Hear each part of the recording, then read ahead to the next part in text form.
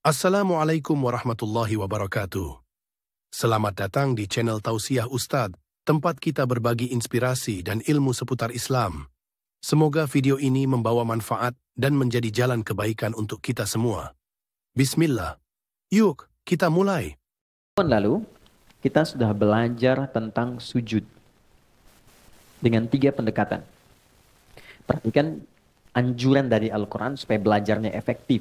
Dalam setiap ibadah itu selalu akan ditemukan caranya. 2, ada bacaan atau doanya.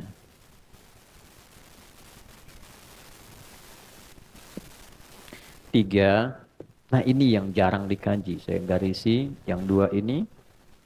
Nah ini hikmahnya. Atau maknanya apa? Dan implementasi kehidupannya. Oke. Nah, pola belajar seperti ini yang menjadikan pengetahuan kita itu 1 lebih lengkap, 2 lebih dalam, yang 3 lebih terasa dalam kehidupan karena tahu makna dan praktikalnya. Misal, ketika saya sampaikan di awal bahwa pertama saat memulai sholat kan dibuka dengan takbir kan? Cara 1, angkat tangan sejajar dengan bahu di sini. Kalau kita mengacu pada hadis baik di Al-Bukhari ataupun di Muslim, tersambung pada sahabat Khalad bin Rafi Az-Zulaiki yang mendokumentasikan ini sahabat Abu Hurairah, kemudian dikodifikasikan dalam kitab misalnya Sahih Muslim nomor hadis 397. Baik. Angkat tangan sampai sejajar dengan bahu. Rafa'a yadaihi hadwaman kibaihi di sini. Bacaannya apa? Ditemukan di riwayat Abu Daud. Fayaqulu Allahu Akbar. 1, cara sudah dapat. 2, bacaan sudah dapat. Allahu Akbar. Yang 3, ini poinnya. Apa sih maknanya? Kenapa begini? Maknanya apa? Kenapa yang diucapkan Allahu Akbar? Apa korelasinya bacaan ini dengan bacaan setelahnya di iftitah? Karena mesti ada makna. Kan implementasi sholat itu merubah kita menjadi lebih baik. Innas sholata tanha 'anil fahsya wal munkar. Mungkin nggak sesuatu dikerjakan merubah kita, tapi kitanya nggak paham. Mungkin nggak?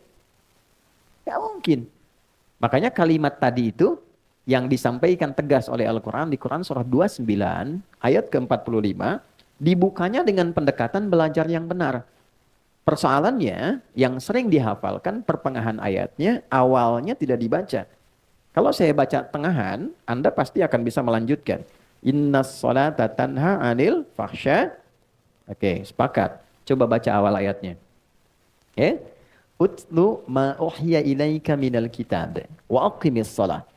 Perintahnya utlu. Anda buka mushaf, Anda temukan terjemahan bacalah. Tapi kalau kita baca lagi surat Al-Alaq ayat 1, saat wahyu pertama turun, kalimatnya ikra kan? Apa artinya ikra? Kalau sama-sama artinya bacalah, kenapa bacaannya beda? Yang 1 ikra, yang kedua utslu. Kenapa saat wahyu turun ikra, kok saat sholat utslu? Secara cepat dan singkat, ikra itu dari qiraah, orangnya qori. Membaca sesuatu tanpa dituntut memahami yang dibaca. Oke? Baik, jadi baca saja tanpa dituntut paham. Makanya saat kita ngaji kan ada ikra ya, qiraati, kan itu hanya bacaan tanpa dituntut paham.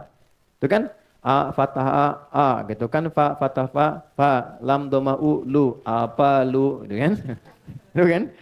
Tapi kan kita nggak dituntut paham kan? Baik. Nah, setelah kita mendapatkan informasi dengan lebih banyak, berubahlah pola penyampaian dan diksi kalimatnya. Oleh Allah ditekankan pada pemahaman. Nabi sudah dapat Al-Alaq, sudah dapat ayat lain, Al-Qalam, surat lain dan seterusnya. Diperintah sholat. Berubah perintahnya jadi utslu dari kata tilawah. Tilawah itu baca, pahami, dan amalkan yang dipahami itu. Oke? Nah sebelum sholat perintahnya utslu bukan ikra. Utslu ma uhya ilaik. Muhammad sudah diwahyukan kepadamu banyak hal. Cara dan turunannya. Baca dulu. Ajarkan pada umatmu, baca dulu, pahami yang dibaca itu, kerjakan setelah dipahami itu. Jadi sebelum sholat, hal terpentingnya adalah pelajari dulu sampai mengerti. Kenapa kita takbir begini? Maksudnya apa? Itu sensasinya akan berbeda kepada jiwa. Wa aqimis shalah, baru tunaikan salatnya. Nah, salat yang demikian disertai dengan pemahaman sampai melahirkan kehusyuan, itulah yang kemudian menghadirkan satu penggerak pada diri kita mengerjakan perbuatan yang baik, meninggalkan yang terkutuk, fahsya dan mungkar. Itu poin utamanya. Nah, sekarang pertanyaan baliknya, dari semua salat yang kita pernah tunaikan, apakah seluruh bacaan salat ini sudah kita pahami? Berapa persen? Kalau hanya ingin mengangkat kewajiban, selesai, tak perlu paham, yang penting sholat, gugur kewajiban. Pahala diberikan sepanjang ikhlas. Pahala itu urusan akhirat. Tapi keberkahan sholat yang merubah diri kita nggak dapat. Gitu. Kenapa dulu orang sholat jadi baik? Orang sekarang sholat misalnya belum berubah dia menjadi baik. Nah, problemnya adalah yang ketiga ini yang tidak optimal. Oke, cara cepat. Tinggalkan nih, buang urusan dunia ke belakang, tinggalkan. Saat akan sholat kalau pengen khusyuk, dunia buang ke belakang, jangan dibawa lagi. Problemnya ketika orang sholat, dunia masih dibawa. Sehingga ketika lisannya mengatakan Allahu Akbar, di kepalanya masih proyek Hu Akbar. Ya kan? Jemuran Hu Akbar, cicilan Hu Akbar, gitu kan? Itu yang sering masuk terbawa. Padahal spirit asalnya buang. Wa annahum ilaihi raji'un. Al-Baqarah ayat 46. Kalau sudah mau sholat, semua dunia dibuang ke belakang. Nabi katakan ke sahabat, ij'alu ya, salatikum salatun muwadda. Jadikan salat kalian seperti salat perpisahan. Maksudnya apa? Dunia buang dulu, karena yang dibawa ini urusan akhirat.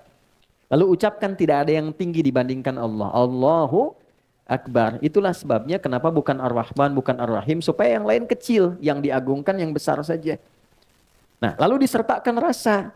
Ini yang dihadirkan Abu Bakar As-Siddiq. Baru takbir itu sudah gemetar, nangis beliau. Kenapa? Karena takut lisannya mengucapkan Allahu Akbar, sementara sebelum sholat merasa besar dirinya. Merasa besar dibanding istri, merasa hebat dibanding suami, angkuh dari teman, yang paling segalanya. Terus dengan bangga mengatakan Allah yang maha besar, padahal dia sudah berbuat besar sebelum dia sholat. Makanya setelah itu dia pasrahkan dirinya, berdoa dengan baik, dipilihlah satu dari 9 doa iftitah yang pernah kita bahas. Nah, ini cara pembelajaran seperti ini saat akan dipraktekkan, itu membawa dampak berbeda. Nah, sudah kita pelajari dari wudhu sampai dengan sujud. Teman-teman yang baru bergabung, mohon dengan segala kerendahan hati, berkenan mengikuti di sesi yang lain. Kita sekarang sudah sampai sujud. Mau bangkit dari sujud. Jadi kasihan tuh sebulan belum bangun dari sujud. Sudah, oke. Poinnya, turun dari sujud saya cepat saja. Bisa dilakukan dengan 2 cara. Saya persingkat ikhtisar dari yang lalu. Yang pertama, setelah i'tidal sami Allahu liman hamidah, Rabbana walakal hamd, dan seterusnya. Maka cara pertama, ini yang diutamakan terlebih dahulu. Jika lututnya dalam keadaan sehat dan tidak bermasalah, maka dahulukan lutut untuk turun. Seperti ini, lutut duluan. Oke, baik ya, baru telapak tangannya. Baik, tentang ini menjadi amalan pertama yang dilakukan Nabi, didokumentasikan oleh Imam Abu Daud dalam kitabnya Sunan Abu Daud nomor hadis 838, tersambung kepada sahabat Wa'il bin Hujr. Jadi kalau teman-teman pengen belajar tentang sholatnya Nabi dan ingin melihat siapa sahabat yang sering fokus mendokumentasikan sholatnya Nabi, ini namanya Wa'il bin Hujr, Ibnu Hujr. Beliau masuk Islam dari awal, sering ngamatin Nabi. Jadi kalau kita nanti belajar fikih dan kita amati hadis-hadis tentang sholat, seringkali kita temukan sahabat mulia ini yang meriwayatkan.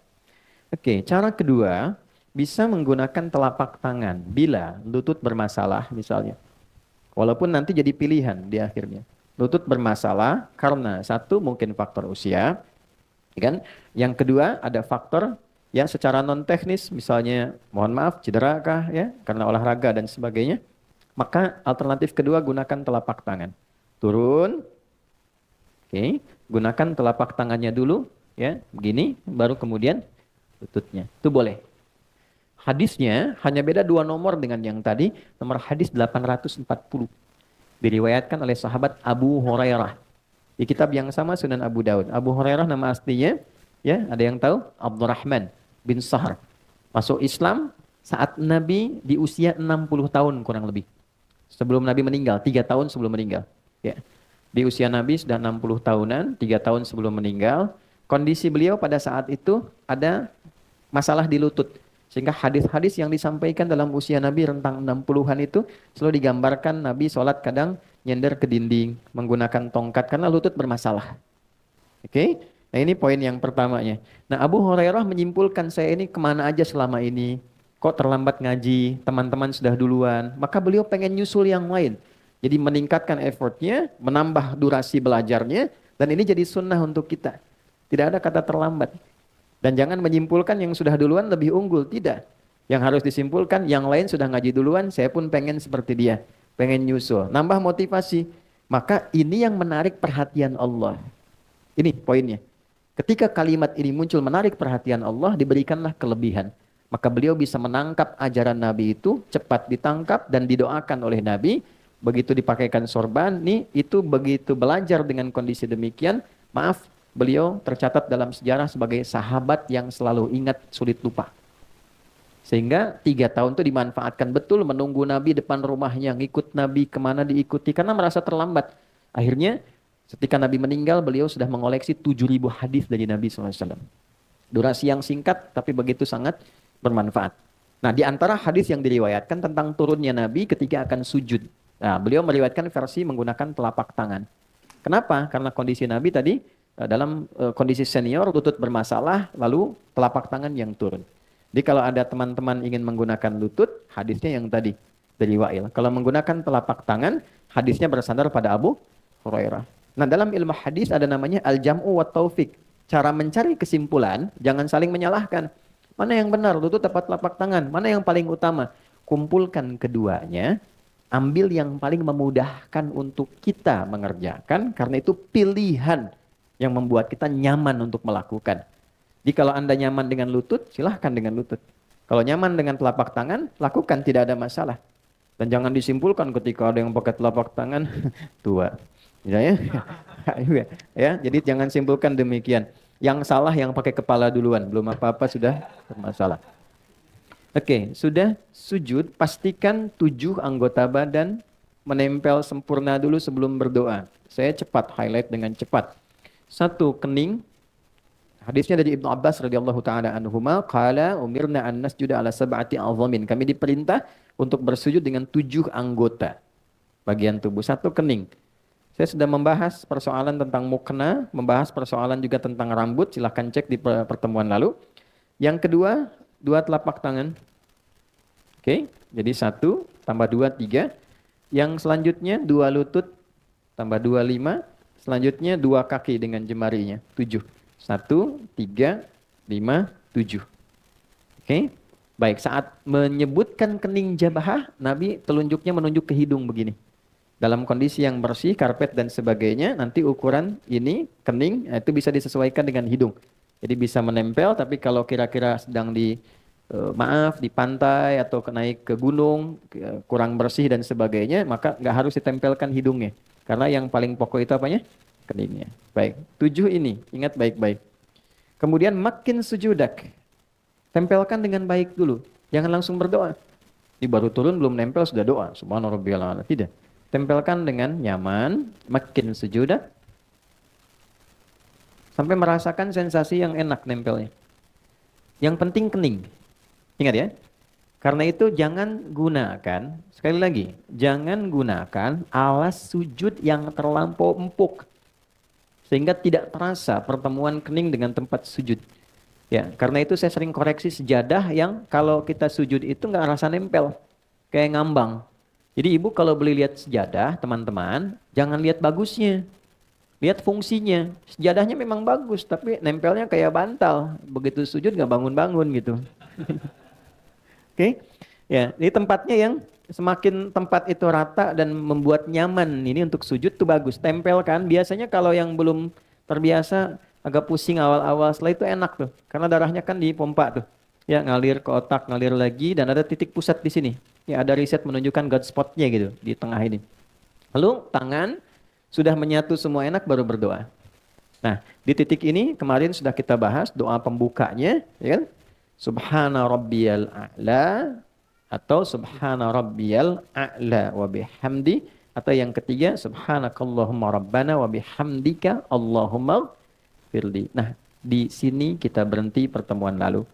Sekarang kita akan bahas bacaan itu plus hikmahnya. Caranya sudah, bacaannya sudah, tinggal hikmahnya apa, baru bangkit dari sujud untuk duduk di antara 2 sujud. Saya punya waktu kurang lebih ada 30 menit ke depan, kita fokuskan dengan baik. Bismillah. Baik, kita mulai. Ini materinya cukup penting ya, tolong fokus, karena saking pentingnya dihapus aja susah tuh. Oke, satu yuk kita mulai ya. Bismillah. Izinkan saya memulai dari sini. Kelihatan di situ? Ada ya? Ya, Subhana Rabbiyal A'la.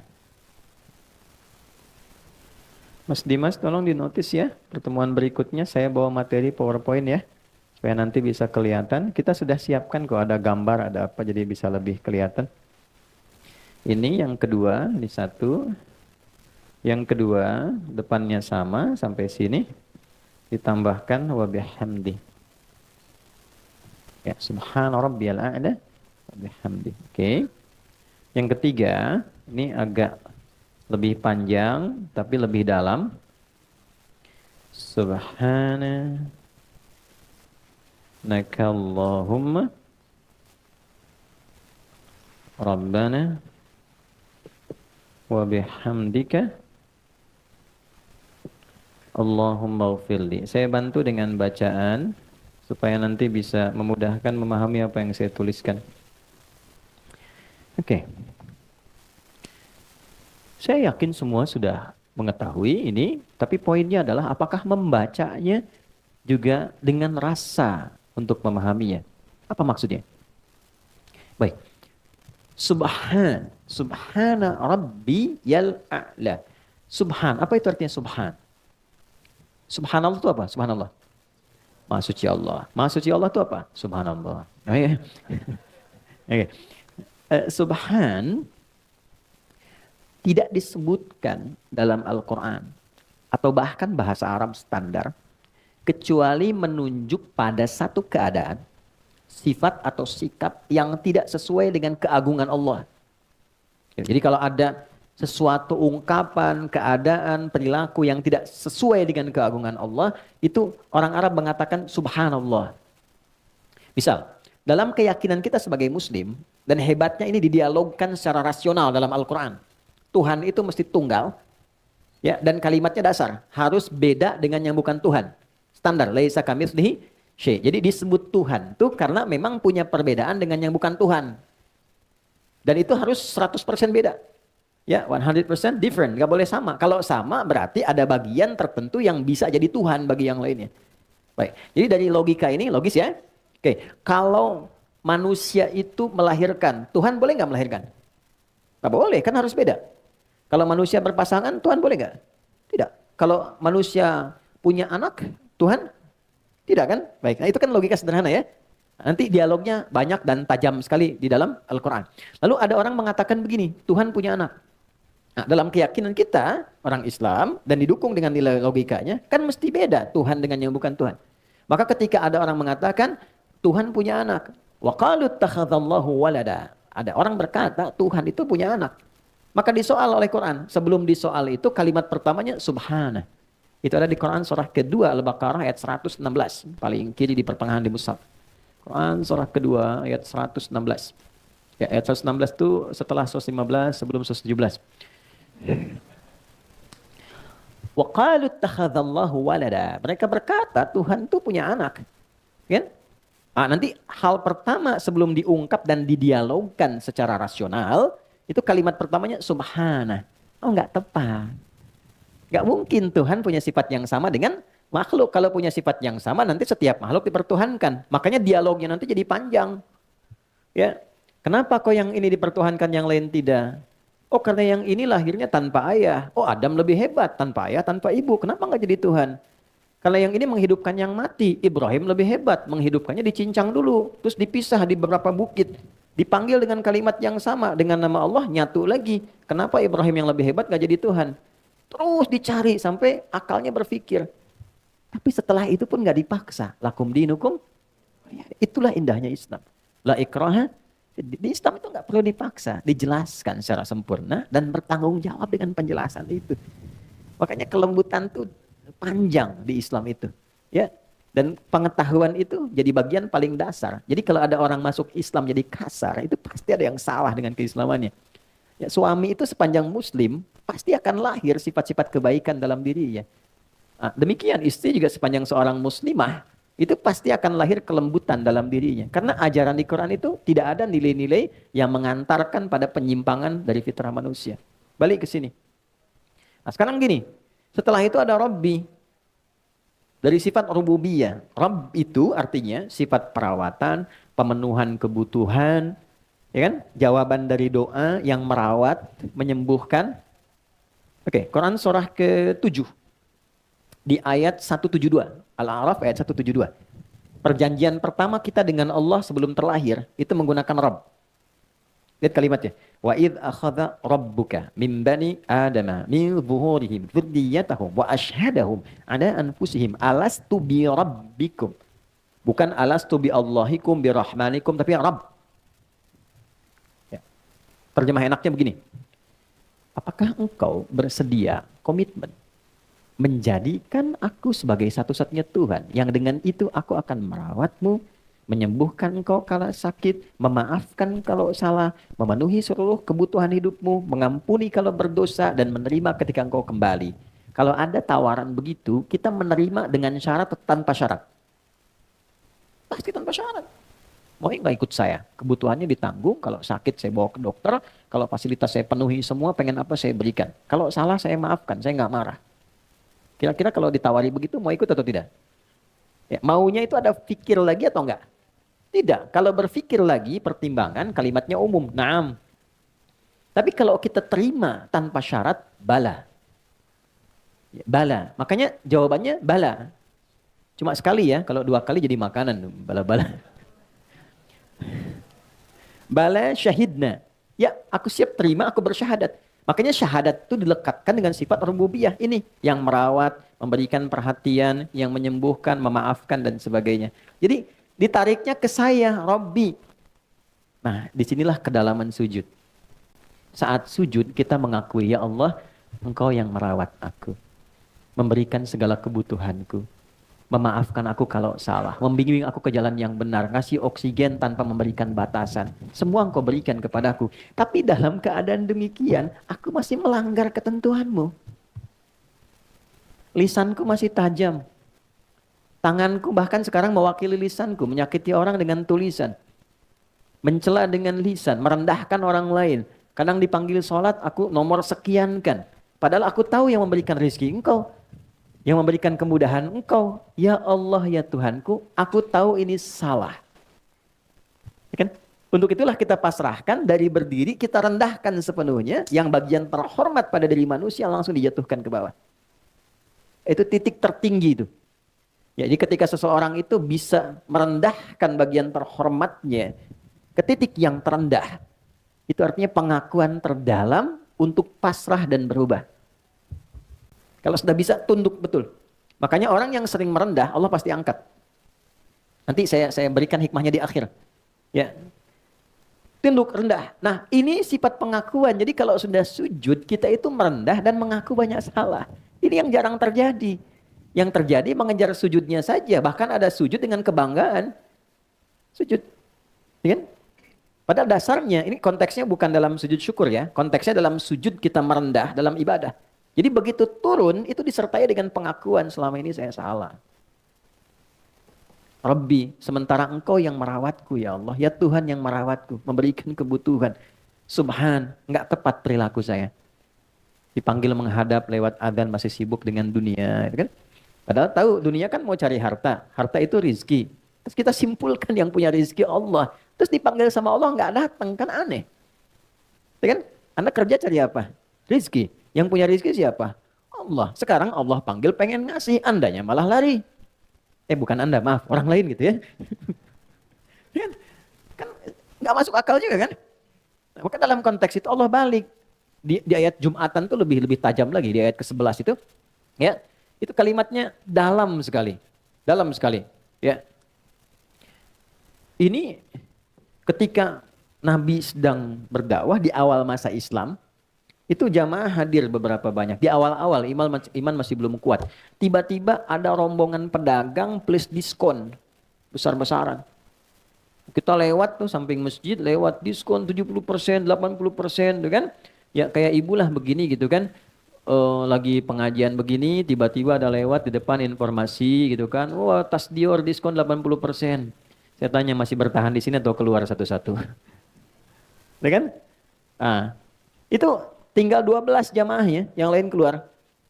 Tinggal 12 orang. Maka apa yang terjadi? Turunlah ayat yang ke-11 dari surah Al-Jumu'ah. Ya kan? Wa tarakuka qa'ima.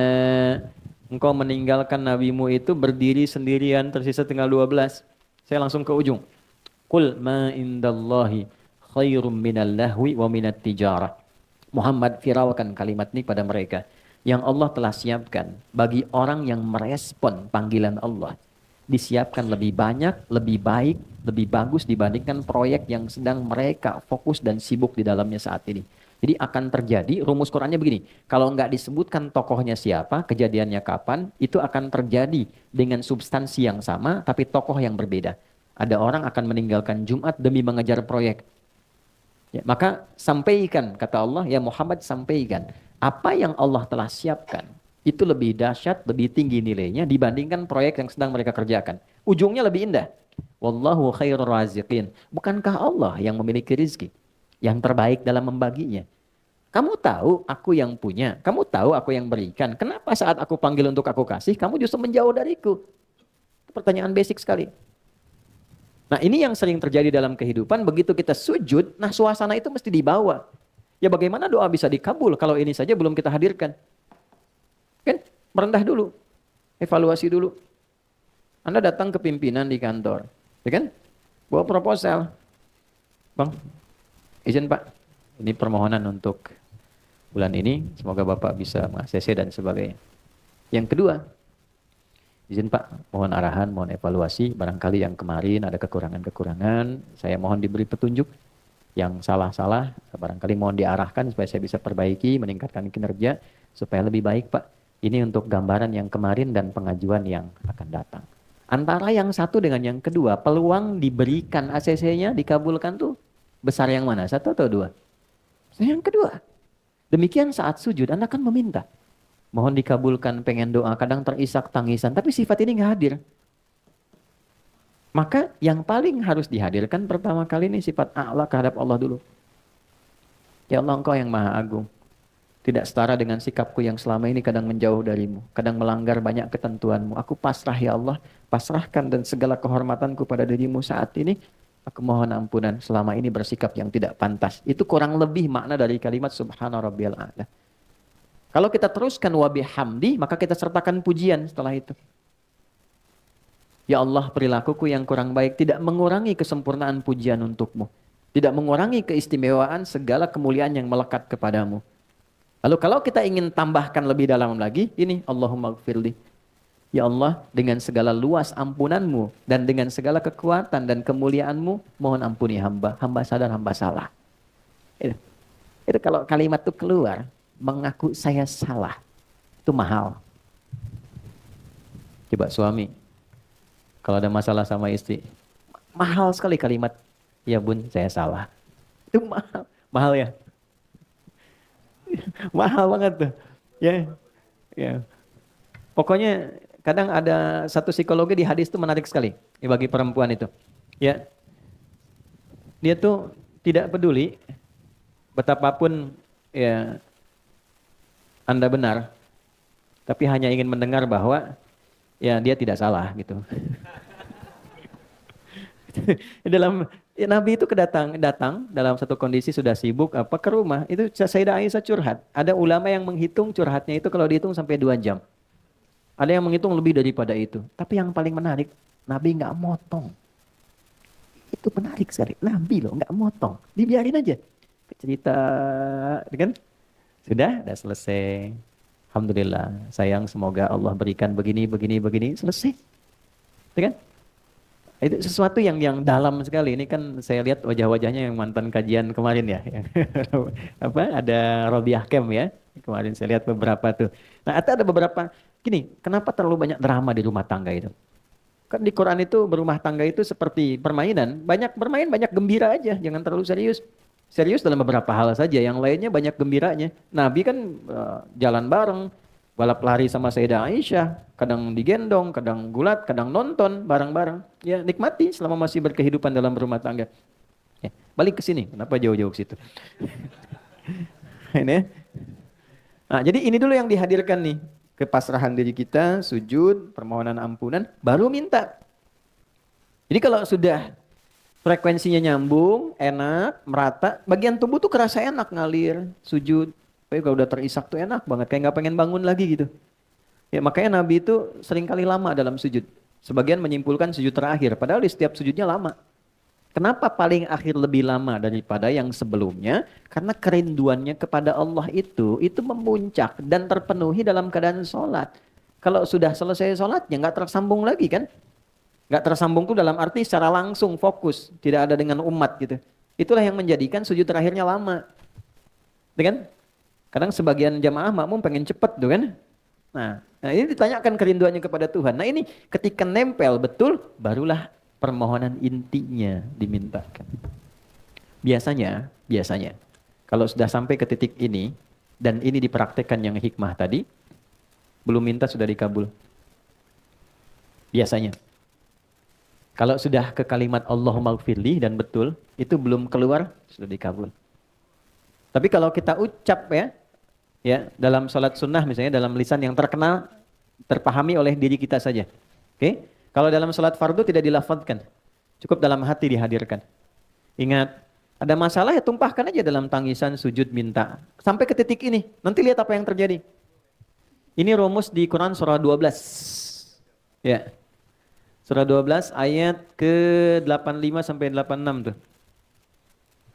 Ya, di surat Yusuf. Kalau mau lebih komplit nanti dengan kisah dan turunan sampai ininya sampai ayat 88-nya tuh. Ya. Sampai ketemu kalimat innama ashku bathi wa husni ilallah.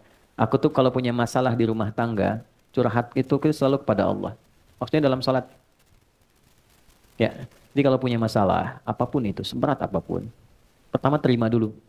Karena mengeluh itu tidak mengurangi masalahnya. Cuma nambah saja. Terima dulu dengan sabar. Karena Allah pilihkan masalah itu sesuai kadar kesanggupan kita semua. Nggak mungkin saya di hidayat diuji masalah Anda karena saya nggak sanggup. Yang kedua, masalah itu Allah berikan sebagai jawaban dari doa yang kita minta. Nah, tangga untuk meraih doa itu persoalan tadi. Karena nggak mungkin mengabulkan sesuatu tanpa proses, tanpa ujian tuh nggak mungkin. Anak SD mau lulus ke SMP, bisa nggak lulus tanpa ujian? Tidak bisa. Ujian itu diberikan bukan ingin membuat anak bermasalah banyak pikiran, bukan. Tapi menaikkan levelnya supaya memudahkan dia saat masuk ke SMP yang kadar pengetahuannya lebih tinggi daripada SD. Jadi ketika dipaksakan naik ke atas sementara ilmunya belum nyampe, anaknya kasihan. Anda minta sesuatu, dari mana tahunya Anda pantas dan bisa mengelola sesuatu itu saat mendapatkannya kalau belum diuji? Ya kan? Teman-teman minta sebuah proyek, dari mana tahunya proyek itu baik? Dari mana tahunya kalau menerima itu Anda menjadi lebih baik? Anda dapat proyek nih, ya Anda harapkan betul, tapi Anda belum siap menerimanya. Yang kalau Anda terima itu merubah kepribadian, keluarga jadi tertinggalkan, istri kurang perhatian, anak-anak terabaikan, belum siap. Maka dikasih dulu oleh Allah ujiannya, nih lewatin dulu 1, 2, 3, 4. Ketika kita mampu menguasai itu baru datang jawaban. Nah, jadi jangan selalu dipahami bahwa masalah itu adalah sesuatu yang membuat rumit, capek, nggak tercapai tujuan. Bukan, itu jembatannya. Jadi berbahagialah ketika Anda dihadapkan pada masalah, karena itu mengantarkan Anda pada solusi. Dan jawaban dari Anda sendiri. Ya, jadi ketika Anda doa, pasti dikabulkan oleh Allah dengan membuat masalah dulu, supaya pantas. Nah, kalau pengen cepat, pantaskan dulu diri kita dalam berdoa, hingga ada akselerasi, stepnya dinaikin. Karena dia layak, dipandang layak menerima itu. Oh, sudah pantas nih ketika minta dikabulkan. Ada yang belum berucap sudah diberi. Ada yang demikian.